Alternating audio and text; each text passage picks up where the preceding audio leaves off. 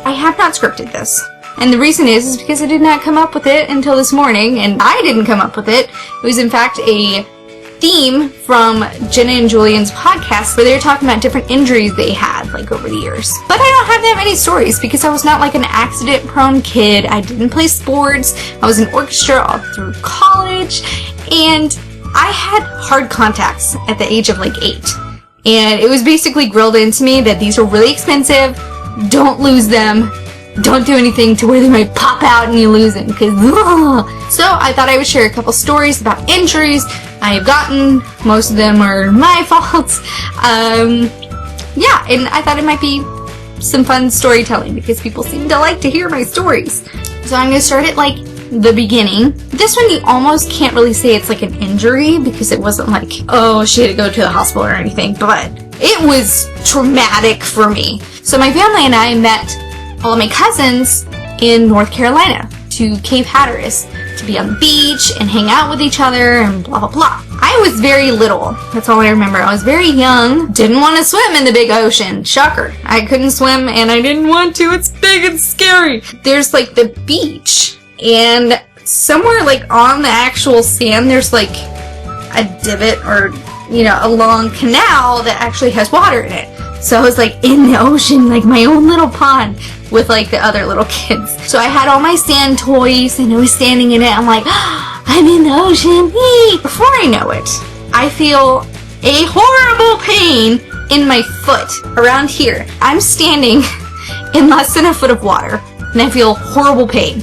Well, of course I start crying because this is me we're talking about. My dad runs over and he's like, what the fuck happened? Like, something bit me, blah. And he's like, don't be stupid, like, you probably just stepped on something. Well, he picks me up and looks at my foot, and there is the cute little impression on my foot of, like, a crab claw. Like, he just went, chop. And he was like, oh my god! And so he, like, ran me back to, like, our beach house and got it cleaned up and everything, and I was like, So I was dead set on finding this damn crab that got me. And so was my brothers. So we would go out, and we had learned that when a crab chomps on someone or anything, that sometimes their claw falls off. Like falls off. We're looking around, and we find this crab with one claw. And we're like, that's him, we found him, blah, blah, blah. We didn't do anything. We didn't, like, kill it or whatever, but it was a big deal because we found it. I was like, wow, I'm gonna find the actual one that fell off. All over the beach, there are crab claws everywhere. I'm picking them up, holding them up to my foot, and I'm like, oh, this one's too big, this one's too small. And then I guess I finally found one that matched, and I was like, oh, I found it, this is the guy. We're heading home from this vacation. My parents smell something. What is that smell? It smells like rotting, whatever. They start going through all of our luggage, and they're digging through, and they're like, what is that smell? It smells horrible. Well, they get to my luggage, and there is a bag full of crab claws. My dad is like, what is this? And I was like, those are my crab claws. We are not keeping these. We had to throw them out. And of course I was like upset because I didn't keep them. I didn't understand they like rot. I thought like the hard shell would like keep. Like I thought it was just like bone or something. Wouldn't smell. Went home. Sad day. And I didn't have a scar or anything. I mean, I had a mark for a while, but it went away. So I lived. Now, I was around the same age when this happened, and this is like a legit injury, okay? And it was very dramatic. So they have this thing in my hometown called Kids College, and you show up to the local college, and they have different classes for you to take, and it's like responsibility that you like show up and you do your classes. Now, all the classes are like pottery and chess. Of course, I took chess because that's me, and all I did was play computer chess all day. I did not learn anything. Like, they didn't teach us, like, moves. Anyway, so me and my sister were doing Kids College, and I'm supposed to meet her, and then we walk together to, like, her parents' car. So my sister is, like, pushing 13, maybe, like, did not want to have anything to do with me, and so she's, like, walking ahead, and, you know, I was like, oh, I'm just gonna be doing what I want. Well, this lady walks by, and I see my sister wave at her and say hi. So I'm like, I'll do the same. So I'm not looking where I'm walking, obviously. And there's a giant gate that is like the perfect height for my head, apparently. So as I look over and I'm waving at this lady, I just walk straight into a metal gate and just like, pfft. So my sister comes over and she's like, oh my god, are you okay? And I'm like, yeah, it just kind of hurts, kind of embarrassing stuff.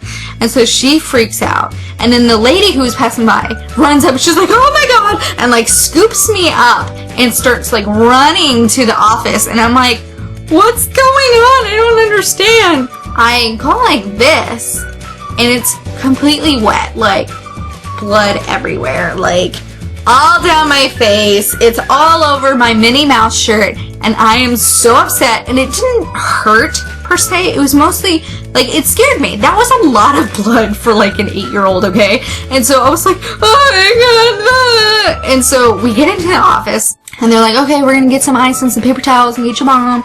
And I'm like, okay. Well, they couldn't find any like paper towels, so they put ice into like a rubber glove. And so I'm holding this rubber glove to try and like freeze the thing shut. And my mom finally comes in and she's like, oh my god, my sister is upset. Not because I busted my head open, but because she got blood on her shirt. Now mind you, her blood spot was like this big. I remember that. Mine was entirely over my shirt. Like there was almost no white left. And I'm like, why are you so upset? And I later learned that it was because it was not her shirt, it was our sister's shirt. So, the one she took now had blood on it. Luckily, both shirts were magically able to get all the blood out. So go mom, good at getting blood out of stuff. I don't know what that says about you, but good on you. I was very upset because I wore that Minnie Mouse shirt like all the time. So, yes. We had to go to like the emergency clinic, and I'm sitting there and I have this rubber glove of ice on my head, and it finally stopped bleeding. And they're like, no, it's just, you know, you just need a couple stitches. And I'm like, what does that mean? And they take me in and they put this like tan goop stuff in there. I don't know what it was for, but it burned like a motherfucker. That's all I remember. So I was crying again, and everyone's like, you're being stupid. I was like, this shit burns. And so they fill it in. The little thing is like this long. They put it in, and then I think it's numbing. It's probably numbing. Because after that, they started stitching me up, and I got 6 stitches. And they gave me a Band-Aid, and I was pissed because they did not have Power Rangers, and so I had to deal with Batman. Do they not know? Like, that you're supposed to have the correct Band-Aids? Bitches. I got the stitches out later, and I got to show everyone, like, oh, I have stitches in my head. And I'm sure it was just, like, a lot of stress on my parents, but it was a big deal, and I still have a scar from it. Man, I was just trying to be friendly to this lady passing by, and I probably just, like, freaked the fuck out of her because I just, like, ran into a gate and then was, like, bleeding everywhere. So, there's that. Yeah, that's one. That's an injury. And the last story I'm going to tell is about my glorious tonsils. So, I was in college, and I was extremely sick for about 6 months. Like, my throat felt swollen all the time. I felt like I was just, like, constantly on the edge of being sick. I, like, even talked weird. Like, if you go and listen to some of my videos from that time, I sound different. And, like, it just, like, always felt swollen here. And I was like, okay, tonsils, I get it. I go to the free clinic at the school, and they look at it, and they're like, yeah, your tonsils look inflamed. You can just wait and see, like, if they go away. Which, by this point, I was like, it's been, like, 4 months. Like, it's not going away. And they're like, you should wait till a long break, and then you can have them out, but you need time to recover because you're, like, older. And I'm like, I'm old, no. Like, I do not want to spend spring break, like, recovering. Like, fuck you. It was so bad that, like, I visited my sister when she was at school. And there's multiple times that she, like, poked me, like, while I was sleeping because she's like, you stopped breathing, like, completely. And then she would push me, and I'd be like... And the interesting thing was that her roommates were all studying to be doctors, so they're fascinated. And so they're looking at it, they're like, your tonsils are like crazy huge and gross. And I'm like, okay. I came home for the summer. I was like, okay, Mom, let's get this sorted out. So we went to the ear, nose, and throat doctor, and she literally went like this. She put the little tongue depressor down, and she looked in my throat for about 3 seconds, and then she goes, okay, when would you like to schedule your surgery? And I'm like, no. One of the greatest things about this doctor is that she like specializes in tonsils, and she's like, okay, you have tonsils and you have like, I have nodes. And the procedure is basically like this spoon that will come in and just scoop out the tonsils, and while it's scooping, it cauterizes. So you're not having to like cut it and then sew up anything. Like it, you know, it closes everything as you go. I'm like, sweet, sounds good. They'll be like, you'll be in and out in a day. Awesome! You go in, and of course they're like, you have to wear your glasses. And I'm like, fuck, I hate my glasses. So I have my glasses on. They put like an ugly like knit hat on me, like the robe. And they're like, okay, you can bring in a stuffed animal. And I was like, okay. And so I bring in a stuffed animal that's shaped like Hedwig.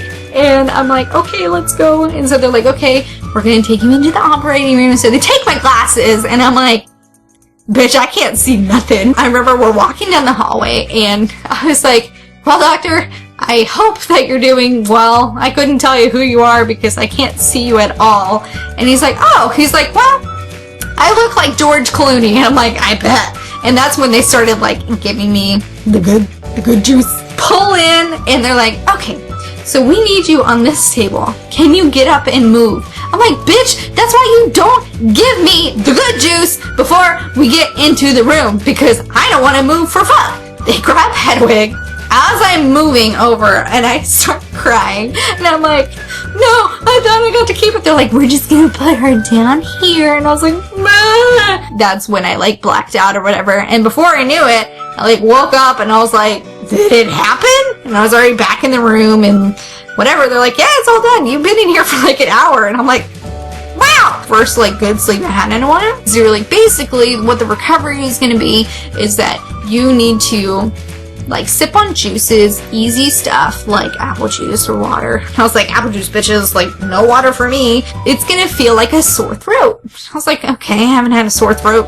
in like a long time, but I can deal with that. Except for when you're swallowing something and it feels really good, and then as soon as it's like past your throat, it hurts again. I was like, this is the most annoying thing ever. Make sure you don't like break your clots, because otherwise you have to come in here and we'll have to fix them. And I'm like, that's so scary. I'm sitting there. It's like, I really need to puke. So like my dad's sitting there. He's like, I was like, I really need to puke. I really need to puke. So he comes over and brings me like a bucket, like in case I'm gonna puke. And I'm like, I can't. Like it hurts. Like I can't get myself to throw up. I keep like sipping apple juice and it hurts.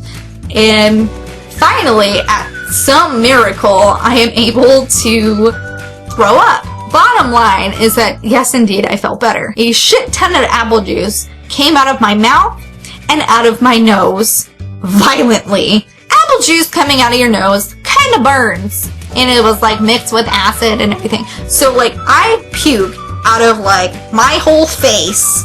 And I just started crying. And I was like, I feel better, but it just hurt. And my dad's sitting there and he saw this whole thing. And he just comes up and he's just like this on my back. Sorry, sweetie. And so basically, it was just like a month of healing. And it wasn't like so much my throat. My throat felt better like after a week or two, maybe. And mostly it was just like getting over being under, because like I just had no energy. Like no matter what I did, I was like on the couch watching TV, and I was just like, it's all the work I have to like get up and go to the bathroom. And even then I have to like sit there for a couple minutes, and then I just gravitate back toward the couch. So I spent like the first month of summer like getting over this shit. But I ultimately, once I was healed and everything, I felt better. I wasn't sick every morning. I could breathe at night, so I got really good sleep. And then also, I sounded different, which was weird. Especially because, like, you don't think about it. It's like, you sound the same. How that your voice was so obstructed that you sound different. Like, I sounded like I had something in my throat, which was literally true. It was rough, and I was only 22 at the time, and I was like, oh my god, there's people who are 40 that get their tonsils out. That is horrifying, because I feel like it would take way longer than it did for me. So hopefully I won't do anything crazy anytime soon, because I don't like being in pain or anything like that. Anyways, I hope you liked this video and found it very interesting to hear about my injuries, and I would love if you put comments down on like weird ways that maybe you got injured, or like the worst injury that you had, because I find it fascinating how people can like fuck themselves up and then be okay, because that's like a thing. Medicine! Either way, I will see you next week.